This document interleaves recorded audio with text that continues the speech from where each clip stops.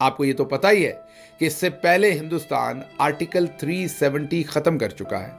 Article 370 जमानत देता था मकबूजा कश्मीर को, कश्मीर की वैली को एक जुदागाना तशख़्ख़ुस की।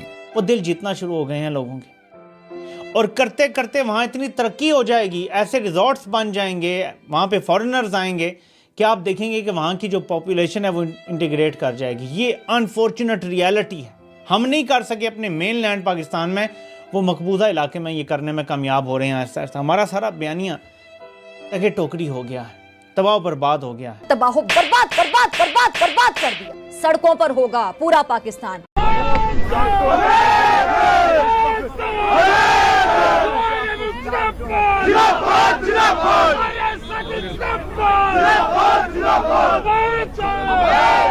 जिस चीज का लोगों को बड़ी देर से इंतजार है, वंदे भारत एक्सप्रेस, और वंदे भारत एक्सप्रेस की ट्रेन अगर हम देखेंगे आज उसकी ट्रायल चल रही है और ये जिला बडगाम पहुंच गई है। यहाँ के जितने भी राहगीर हैं, यहाँ के जितने भी बसनीक लोग हैं, ये बहुत ज्यादा खुश हैं। कारोबार में इजाफा होगा, मजीद ऐसी डेवलपमेंट की चीजें दिखेंगी। जन कहाँ से हैं आप?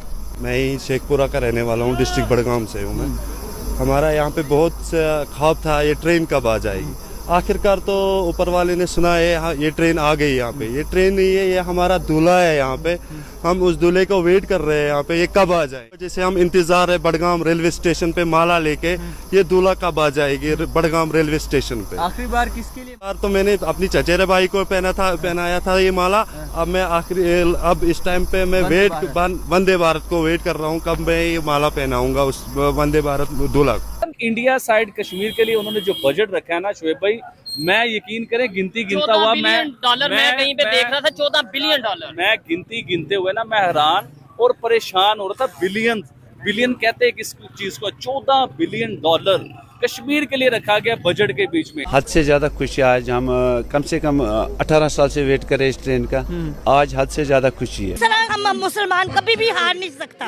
वहाँ के मोदी सरकार बोलती है कि पाकिस्तान से उसका कश्मीर भी लेंगे। कैसे ले सकते हैं जबकि हमारे मुजाहिदीन हैं, हम मुसलमान हैं। हम बहुत खुश है यहाँ पे बडगाम रेलवे स्टेशन पे। हमारा यहाँ पे वंदे भारत जो ट्रेन आ रही है, बहुत खुश है। इसमें बहुत आसानी आ सकती है हमें। गवर्नमेंट ने जो हमारे लिए सहूलियत रखी है कि जो ट्रेन आ रही है, जो हमें दिल्ली से यहाँ तक आ रही है, उसमें बहुत ज़्यादा आसानियाँ होगी। सबको सुबह जा सकते हैं और शाम को आ सकते हैं। कश्मीरियों का एक पैगाम है कि पाकिस्तान हमारा नाम लेना छोड़ दे। आपके पास पेट्रोल नहीं, आटा नहीं, तालीम नहीं, हम भी आपके साथ लाइनों में नहीं लगना चाहते हैं। मेरे ख्याल से बहुत बेनिफिट हुआ इस ट्रेन के हवाले से। दिल्ली सरकार की तरफ से अच्छा कदम है।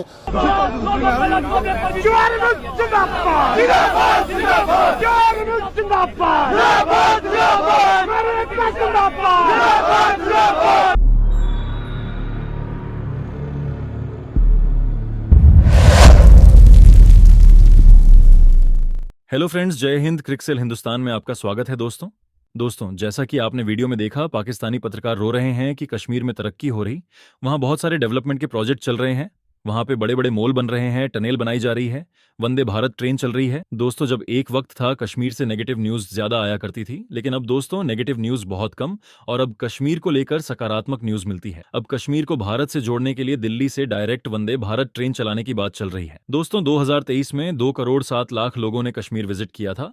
वहीं पे अब 2024 का जो आंकड़ा आया है, लगभग 3 करोड़ लोग कश्मीर गए। अब कश्मीर में टूरिज्म इंक्रीज कर रहा है, लोगों को रोजगार मिल रहा है, लोग वहां पे अब पैसे कमा रहे हैं, लोग खुश हैं, लोगों को उनका हक मिल रहा है, कश्मीर तरक्की कर रहा है। और यही देखकर जो पाकिस्तानी पत्रकार और पाकिस्तानी परेशान हो रहे हैं, क्योंकि पहले बड़े आसानी के साथ में उनको खबरें मिल जाया करती थी कश्मीर से, जिसका वो झूठा नैरेटिव बिल्ड करते थे और भारत सरकार और भारत की आर्मी के खिलाफ प्रोपेगेंडा करते थे।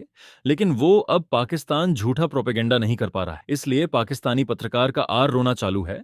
और उधर पीओके के लोग ये सब देखकर परेशान हैं और वो भी चाहते हैं कि वहां भी ये सब हो। लेकिन पाकिस्तान की भिखारी सरकार, जो कि पाकिस्तान के लिए कुछ नहीं कर पा रही है, तो वो पीओके के लोगों के लिए क्या करेगी? तो चलिए पाक मीडिया का रिएक्शन देखते हैं। अगर चैनल पर नए हैं तो प्लीज चैनल को सब्सक्राइब कर ले, वीडियो को लाइक शेयर कर दे और कमेंट सेक्शन में अपनी राय जरूर लिखे। अच्छा, कितने ज्यादा खुश है? क्या लगता है कितनी ज्यादा आसानी होगी अब लोगों के लिए? हम बहुत खुश है यहाँ पे बडगाम रेलवे स्टेशन पे। हमारा यहाँ पे वंदे भारत जो ट्रेन आ रही है, बहुत खुश है। इसमें बहुत आसानी आ सकती है, हमें बहुत सहूलियत हो सकती है। यहाँ पे हम सफ़र कर रहे थे अभी ट्रांसपोर्ट में, जैसे जम्मू जा रहे थे हम, तो बाय रोड पूरा ब्लॉक रहते थे, रोड क्लोज ठीक तरीके से नहीं रहते थे। तो अभी जो ये वंदे भारत ट्रेन आ जाएगी तो इसमें हमें बहुत आसान हो जाएगी। अभी क्या कहेंगे, कितने ज़्यादा खुश हैं? आज बहुत खुशी है। आज तमाम जितने भी कश्मीर के लोग हैं उनको खुशी है, क्योंकि आपको पता है कि रोड से कितना टाइम लगता है जाने जम्मू में या चाहे दिल्ली में। कभी 15 घंटे भी लगते थे, कभी 10 घंटे भी लगते थे, लेकिन अब वो 15 घंटा 10 घंटा टाइम नहीं लगेगा। अब मात्र 3 घंटे 4 घंटे वो जम्मू में पहुंच जाएंगे आराम से, और किराया भी बहुत कम रहेगा। इससे ट्रेड भी बढ़ेगा और लोगों का बहुत बहुत फ़ायदा आएगा इसमें। मेरा नाम सफूरा कयूम है। जो कि आजकल जो ये हमारे लिए जो सहूलियत हो रही है, गवर्नमेंट ने जो हमारे लिए सहूलियत रखी है कि जो ट्रेन्स आ रही है जो हमें दिल्ली से यहाँ तक आ रही है, उसमें बहुत ज़्यादा आसानियाँ होगी सबको। सुबह जा सकते हैं और शाम को आ सकते हैं। कारोबार जो होता है उनको भी बहुत ज़्यादा आसानी होगी अब कारोबारी करने में। जो स्टूडेंट्स होते हैं वो भी अब आसानी से जा सकते हैं। जिनके पास ज़्यादा पैसे नहीं होते हैं वो बाई एयर नहीं जा सकते, अब ट्रेन में आसानी से जा सकते हैं। यही सहूलियत है, इसके लिए हम गवर्नमेंट को बहुत ज़्यादा शुक्रिया अदा करना चाहते हैं। जी, ये बहुत ज़्यादा अच्छा हुआ है कि सड़कें अब ख़राब होती थी, अब जो ट्रेन है उससे बहुत ज़्यादा सहूलियत होगी, सबको होगी, अच्छी से सहूलियत होगी। दिल्ली सरकार की तरफ से इसमें कोई शक नहीं। पिछले 70 सालों से ख्वाब था जम्मू कश्मीर के लोगों के इस ट्रेन के हवाले से।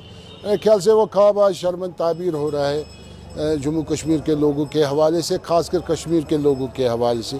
बहुत सी प्रॉब्लम है यहाँ पर विंटर में हमें फेस करनी पड़ती थी रोड के हवाले से। आप देखें, आए रोज़ हमारा नेशनल हाईवे बंद रहता था, कम से कम 10 दिन 20 दिन 15 दिन, कम से कम विंटर के हवाले से हम 4 महीने ये फेस कर रहे थे।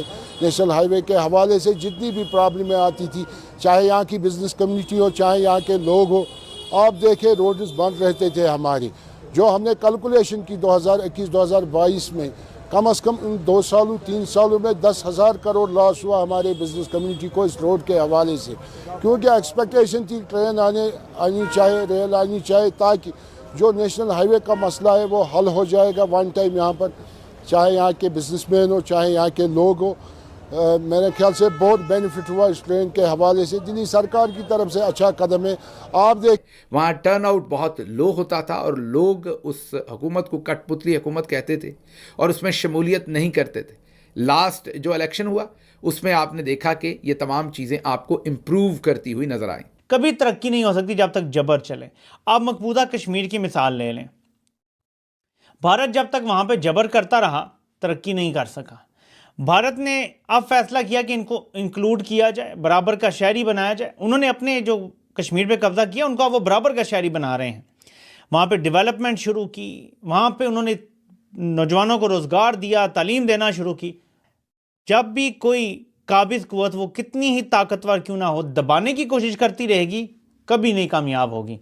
जब वो साथ मिल जाएगी पॉपुलेशन के तो कामयाब होना शुरू हो जाएगी। ये भारत मॉडल अपना रहा है और मैं समझता हूँ कि ये मॉडल पाकिस्तानी फ़ौज को अपनाना चाहिए था अपने पाकिस्तानियों के साथ, ताकि हम भी तरक्की करते। हमारा हक बनता है तरक्की करना, लेकिन वो ये मॉडल अपनाने के लिए तैयार नहीं है। अब हिंदुस्तान ने एक वंदे भारत नामी फास्ट ट्रेन जो है वो चलाई है और रेलवे लाइन बिछाकर पहली दफ़ा हिंदुस्तान को कश्मीर श्रीनगर के साथ कनेक्ट कर दिया है हिंदुस्तान के बाकी हिस्सों को। ये जो उन्होंने रेलवे लाइन बिछाई है ये आसान काम नहीं था। 100 से ज़्यादा सुरंगें खोदनी पड़ी, बहुत ही ऊंचे पहाड़ों में से ये ट्रेन गुजारनी पड़ी और इसमें एक ब्रिज ऐसा भी है जो शायद हिंदुस्तान का या दुनिया के जो ऊंचे तरीन ब्रिजेस हैं उनमें से एक है। 1300-1200 कुछ फीट की बुलंदी पर से ट्रेन वहाँ से गुजरती है। तो ये बहुत ही ऊंचे जो ब्रिजेस हैं उनमें से एक ब्रिज है दुनिया का, और उन्होंने ये सारा काम रिकॉर्ड मुद्दत में किया। और अब एक फ़ास्ट ट्रेन जो है वो दिल्ली से मुसाफिरों को नई दिल्ली से लेकर श्रीनगर पहुंची। ये वो लैंडमार्क आप ये कहें कि उनकी इन्फिल्ट्रेशन कहें या आप उनकी कामयाबी कहें या आप उनकी जो भी आपने वर्ड देना है from Pakistani point of view, मैं I leave it to you, लेकिन वो बहुत ही तेज़ी से बर्क रफ्तारी से अपनी एक्सपेंशन वहाँ कर रहे हैं।